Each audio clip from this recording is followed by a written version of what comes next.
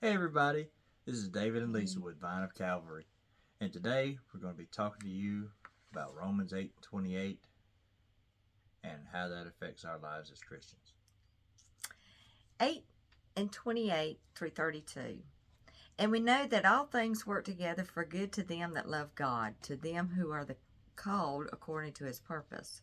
For whom he did foreknow, he also did predestinate to be conformed to the image of his Son, that he might be the firstborn among many brethren.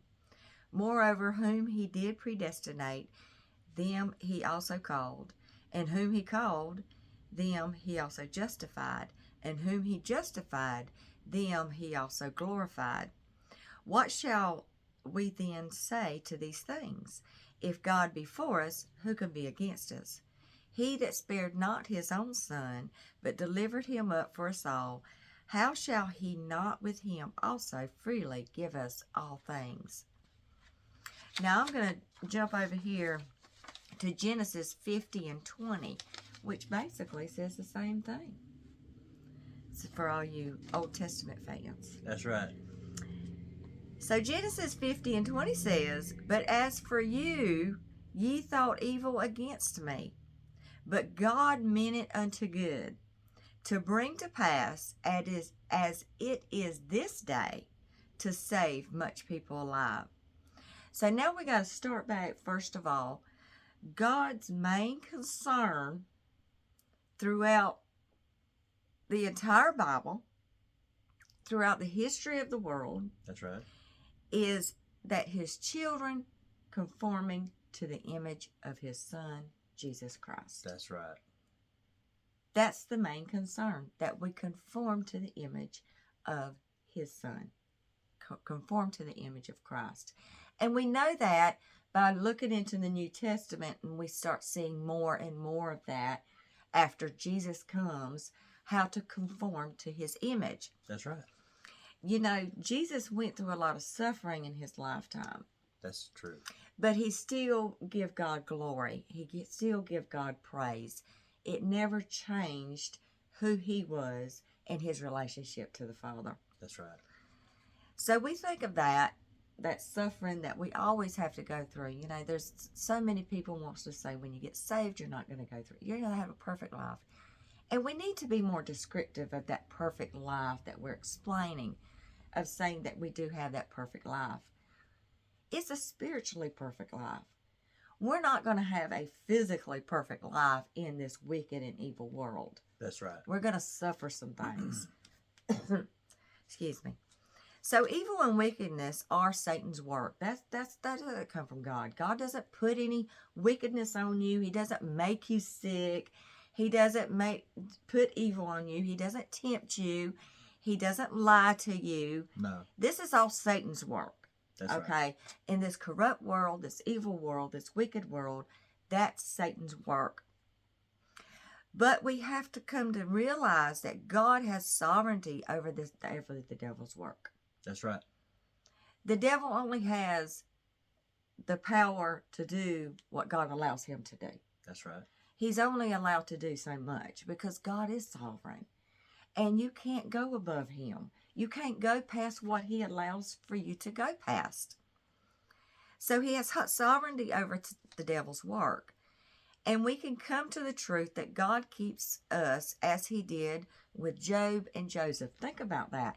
All the things that Job and Joseph went through, they went through a lot of suffering. So did Christ.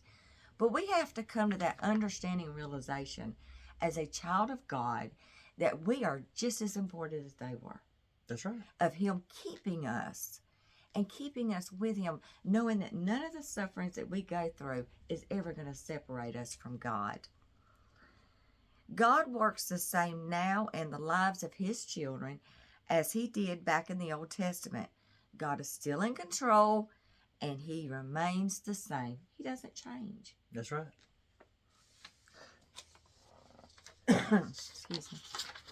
But allow me to kick a dead horse here, because just like Lisa said, you have to think of yourself here in this earth as a Christian. We're basically POWs in a foreign land, okay? And I use the word POW, prisoner of war, because we are in a war. We're in a spiritual war against evil.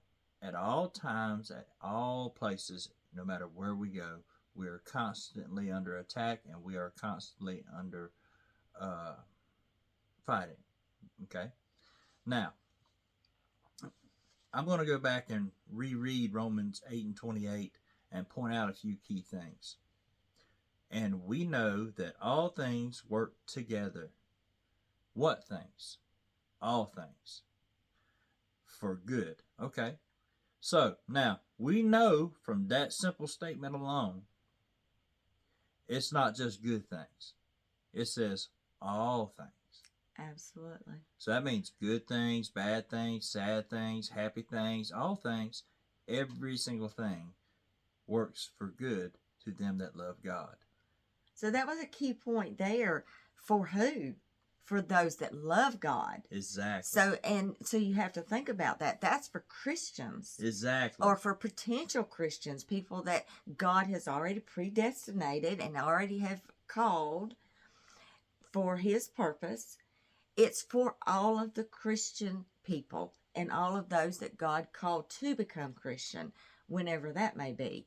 So we have to understand all of these things, everything, all things that you can possibly imagine works for the good of those that love God. Exactly. So that tells us that's for Christians. That's right. Or the ones that are called that haven't give their life to Christ yet, but are going to. Exactly. So we have to see that in a bigger picture than what it's normally misinterpreted, mistaught. Exactly. So, to them who are called according to his purpose. His purpose for every Christian in this world is to be brought and made into the same as Jesus Christ. He wants us all to look like Jesus. He wants us all to sound like Jesus. He wants us all to act like Jesus and have the heart of Jesus. We are all to be conformed to the image of Christ. yes. That is the ultimate purpose in all of this. And I want to bring you some little tidbit of information here. Just like Lisa said, we live in a world that doesn't love Jesus Christ. No, as a matter of fact, the world hates Jesus Christ because the world is against God. Yes. Okay? So, how does this, if Jesus Christ was an example, how did this play out in his ministry, in his life? Well, number one, he was crucified, number one. Number two, he had someone in his group of the 12 apostles who he knew from the beginning was going to betray him, even before he betrayed him. Now, you know that God knows all things beginning and end all at one time. He knew the end from the beginning and the beginning from the end. Yes. He knew all things. You don't think Jesus Christ knew that too? Yes. He knew who Judas was before he ever picked him, but yet he picked him anyway because it was for his purpose. For his purpose, absolutely. Sometimes we have to go through difficult things so that we have information that we can give to others. Like if you've been through a terrible sickness and some like cancer or cirrhosis of the liver or anything dreadful like that. I'm just using examples. It doesn't have to be that, but what I'm trying to give you is a difficult sickness. Right. If you go through something like that and you live through it, and praise God you did, now what can you do? You can counsel others and give them counseling on what it's going to be like, how to be strengthened through it, how to make it through it better than you did. In other words, I went through the bramble and the bush and the thorns for you so that I can make it easier for you to come through. Absolutely. That's the same thing Jesus did for us. Encouragement and how we go through these things, these hard sickness, times. hard times, what we consider hard times or whatever. People can see how we react to that, on how we gain our strength from God, and we stay close to Him, and we want to get closer and closer to Him, and He brings us through that. you know, we can't be separated from God by these things because we are the called, we are the elect, we are those that God's called us to be for His purpose. Exactly. You know, we're the ones that love Him. So we're going to stay close to Him. And we give those encouragement to others on how we get through by God's strength in these hard times.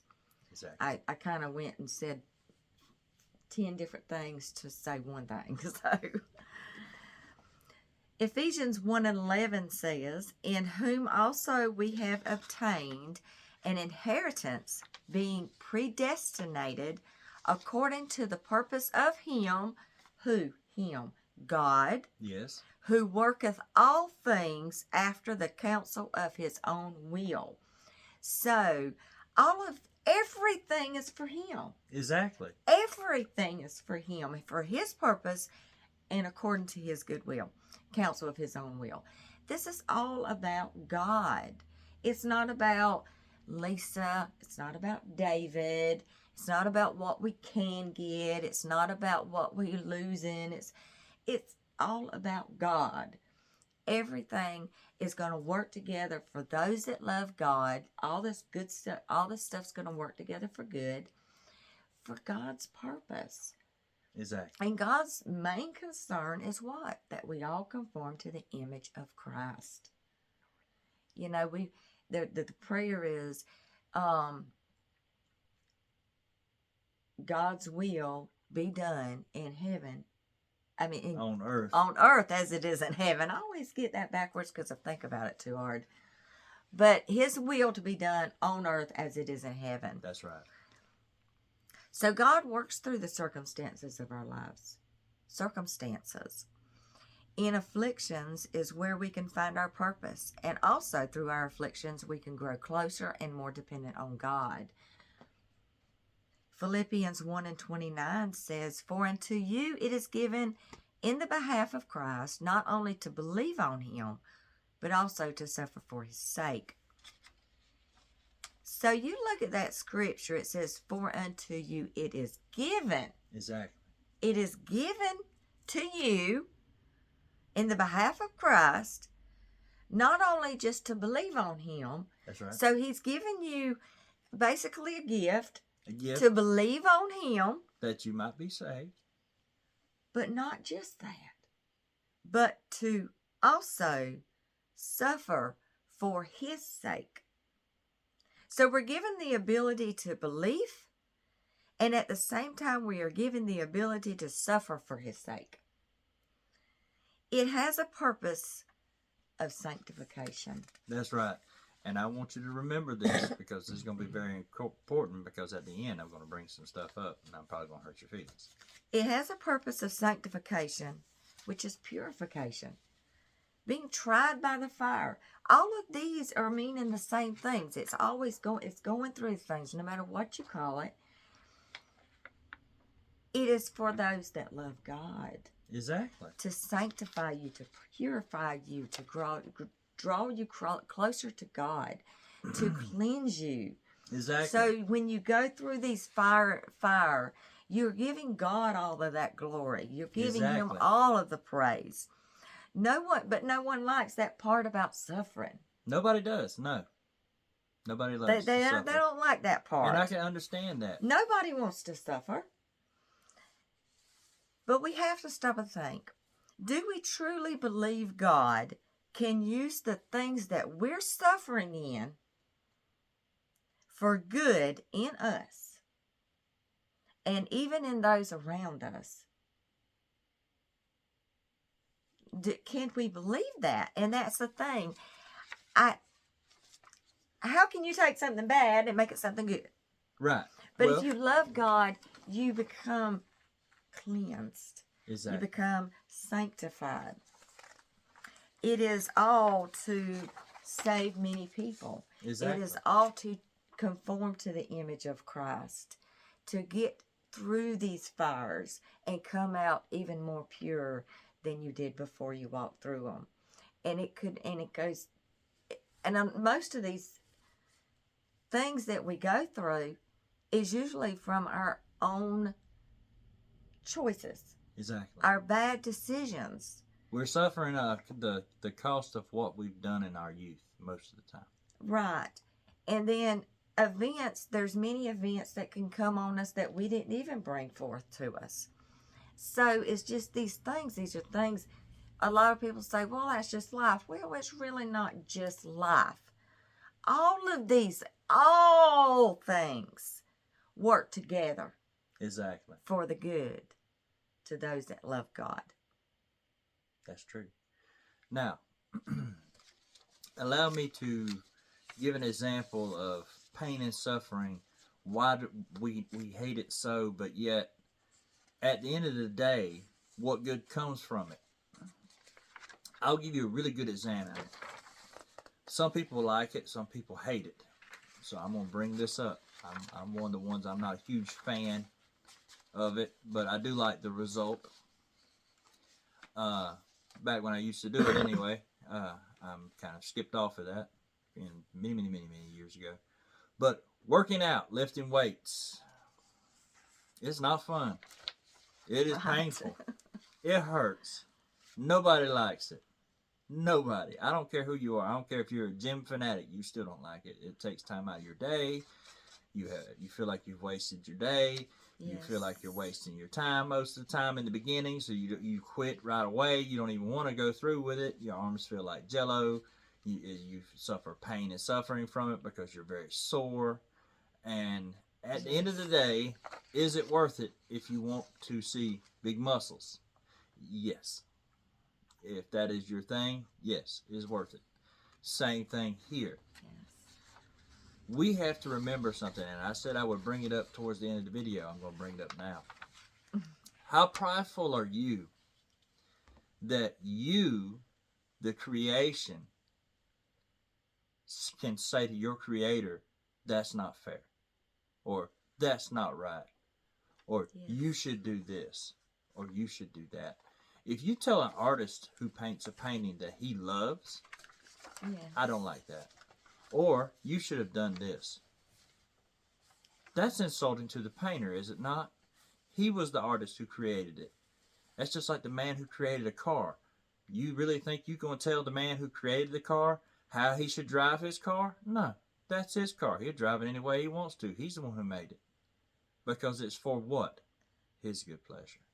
Absolutely. So we go back to ask, do we truly believe God can use the things that we go through, our afflictions, our circumstances, can He truly use these things for good in us? And not just in us, but what? Let's go back over here. Can He use all these things, in whom also we have obtained an inheritance? Yes. Being predestinated according to the purpose of Him who worketh all things after the counsel of His own will. So, do we truly believe, as a Christian and as the church, do we believe that He can use all things, to what? To get these things to work together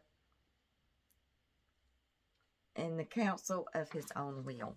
Exactly. That His will be done. That's right. In earth as it is in heaven. That's right. That we can all become conformed like to the Christ. image of Christ. That's right.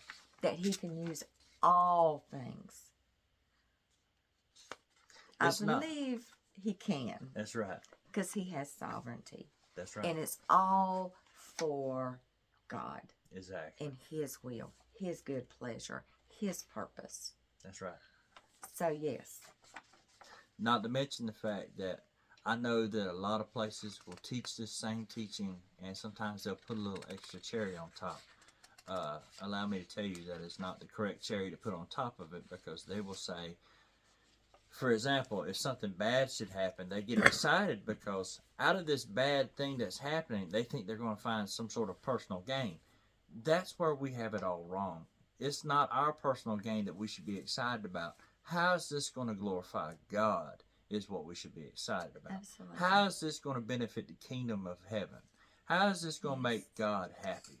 How are we going to do the things that we need to do to fulfill the purpose that He has placed before us? Because those that love Yes. God want to honor and love Him and do that which makes Him happy. Yes, yes. James 1, 2, 3, 4 says, My brethren, count it all joy when you fall into divers temptations, knowing this, that the trying of your faith worketh patience. Now, I want to stop for there for just 1 minute. The trying of your faith worketh patience. Okay, so any affliction, any bad circumstances, anything you're going through, it tries our faith. Exactly, because It it makes you doubt. Absolutely does. So then we draw closer to God, Because and that's going to what?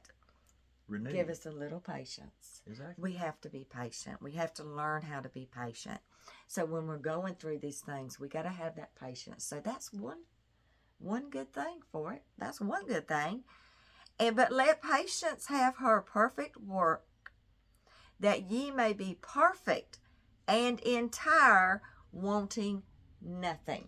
Yes. Now, we're not meaning wanting nothing as far as material, worldly things. We're talking spiritual things, because once we become a Christian, we're living by the Spirit. We're not in. This is just a shell. What you see is This a is shell. temporary. It's just a shell that houses our spirit. So, whatever you get in the worldly, you can't take it with you anyway. So what's the point of the Right. worldly stuff? We're talking spiritual things. We're spiritual creatures when we become Christian. We hold closer the hope in the Lord for a time where there will be no more suffering. God permits the things He hates to have what He loves, what He desires, Exactly. for His will to be done in earth as it is in heaven. That's right. 2 Corinthians 4, 16 through 18 reads, For which cause we faint not, but though our outward man perish, the shells, Mm-hmm. these shells, The body. yet the inward man, our spirit, is renewed day by day. Excuse me. For our light affliction, which is but for a moment. Now, he calls it a light affliction. None of us really suffered True affliction. true, deep, hard affliction. Our light affliction, which is but for a moment, worketh for us a far more exceeding and external weight of glory. While we look not at the things which are seen, so don't look at what you see. Exactly. Don't pay attention to the worldly things. That's just the worldly things. That's the evil and wickedness. That's Satan's work. Exactly. Which is temporary. But at the things which are not seen, look in the spiritual side of it. Look at what God is doing behind the scenes. Exactly. Look how He's changing and sanctifying you. Look how He's purifying you. Look how He is transforming you into the image of His Son. That's right. And look forward to the promise. For the things which are seen are only temporary. Temporal. But the things which are not seen are eternal. Exactly. Hallelujah. And that's the Yes. promise. See, we've Yes. been promised in just a little while.